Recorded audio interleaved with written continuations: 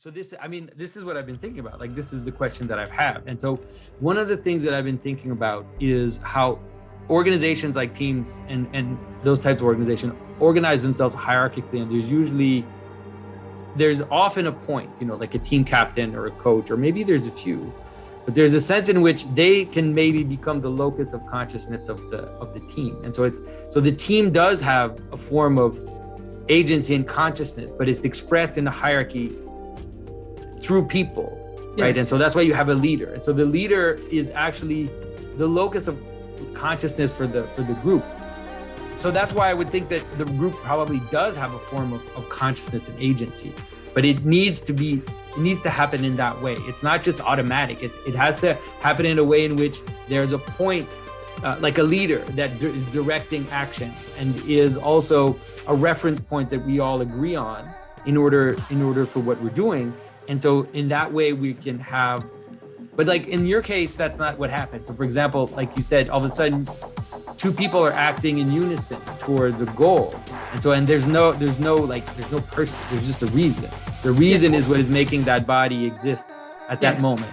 And there's also, like, we talk about how it can go wrong. There's also ways it can go wrong when it can go too well, right? Where this is, of course, the cult or the, or the let's say the tyrannical, the possibility of a tyrannical leader that sucks up the people so much into a higher cause that they cease to almost exist as individuals, and they just become nodes for this pattern.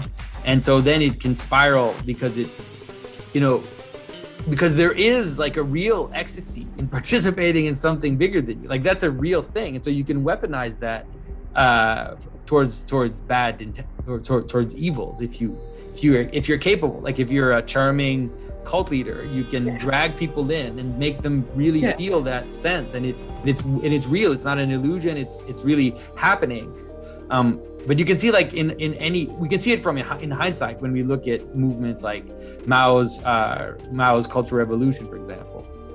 And one of the main findings that social psychologists who look at the ways in which people can make disastrously wrong decisions, or evil can come out of good intention, is that you should make certain you've got more than one social reference group.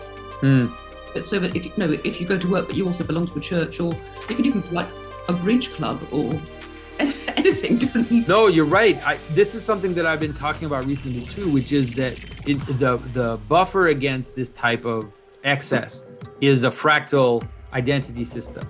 So the idea is that a real healthy traditional society would have a fractal levels of identity, where, like you said, you have your family, you have clubs, you have different clubs that are based on different things. You can maybe have a sports club or something that celebrates some aspect of your, even if it is your nation or whatever, but you have so you had all these different like organizations, and they would scale up in a way that was fractal. So the nation doesn't compete with these lower levels. They just exist at lower levels, and they actually build on each other in order to succeed. But what you can see in the kind of tyrannical single identity problem is how it wants to actually eliminate the intermediary, let's say, allegiances. And Mao's Cultural Revolution is actually a great example of that, where Mao actually tried to eliminate all intermediary allegiances, as superstitious, in order to bind everybody to one central one, which was the state.